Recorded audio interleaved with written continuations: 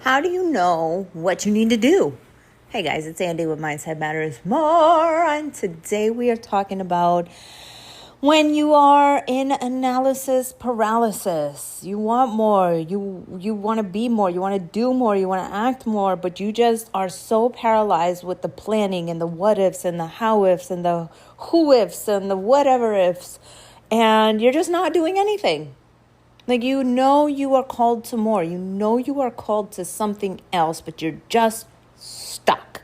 And today we're going to talk about how to get unstuck with a couple of tools that I'm going to share with you guys. So for myself, let's talk about, I spent many years as an engineer, and one of the things that really made me jump to the next level of my coaching career was leaving my job. But I spent years, and years, in and out, should I, shouldn't I? I left, and then I even went back, and then I left again, and it's like, oh my God, did I make the right decision? And I spent so much time in fear, and I want to tell you guys what helped me to figure out that I'm on the right path, okay?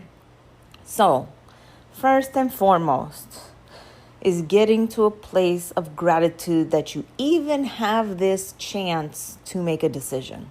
That you are even being called to something like, you know what? I'm grateful that I am not so freaking bored with life that I just don't want to do anything. I have no ambition. I have no nothing. That's a whole other podcast. This is like, you want more. And you're like, yes, I know it's out there. I have like many ideas and I want to get out there, okay? So feel grateful that you are in a place where your brain and your heart are thriving and choosing life and are like really calling to be more. That's the first and foremost place to start with this exercise. It's just gratitude that you are, you are being called to be more. You, the person listening to this, you are the special one. You are the one that is like, yes, the universe needs more of you. So be grateful. And, gratitude lists and going through all of that. I've been through all of that a million times. And I'll probably have more in the future on how to do gratitude and all of that. But this is the first place to start, is to really sit and be thankful that you have the opportunity to level up and to make a choice. Because some people don't even get the choice either, right? Some people are stuck in a life that they cannot get out of currently. And some people believe that they can't even get out, so they don't dare dream for more. But you, my friend, you dare to dream more. You dare to be the one that steps outside of your comfort zone, okay? The second part of that is to start to look into the future. 5 years from now, 10 years from now. What does that version of you think of you doing that big jump, that step, that leap of faith? What does that person, how do they feel? How are they living? Think about them. Really connect with them. Journal about it. Meditate about it. Pray about it. Really embody this person who has, taken the step that you are contemplating. It might not even be 5 years from now. Let's say next year. Maybe it's not that big of a leap where 5 years is the person you need to connect with. Maybe it's 1 year from now. Maybe it's 6 months from now. What are they doing? What are they feeling? How are they living? Are they happy with the decision? And then you're going to do the opposite. That same person, but they chose not to make the leap. What do they feel like? Connect with them. Ask them, what happened? What's in my heart? What's in my mind? And really connect with those two versions of yourself. And it's going to really propel you to see how big of an impact this decision actually will make in your alignment.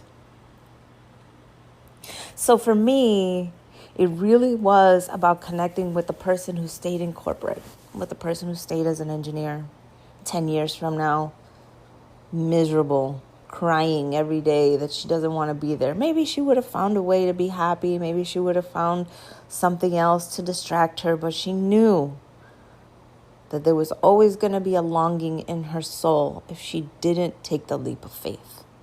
And so I took it. And leaps of faith are funny because leaps of faith are the gateway. They open the floodgates to fear, doubt, insecurity. They open up this portal of trying to feel into, like, why do I deserve this? Am I capable? Do I want this? People are going to think I'm crazy. It's going to open up a can of worms. So also take into the consideration that taking a leap of faith is going to open all of that too. And you got to be prepared to do the spiritual work for that too. Now, I'm not trying to discourage you. I'm saying leaps of faith ain't for free. It comes with a lot more spiritual work than just taking the leap. It comes more than just taking the leap and boom, instant success. It reveals to you the stuff that you have to really uncover. And a lot of that is what you're doing with the analysis paralysis. You're protecting yourself from having to do the work.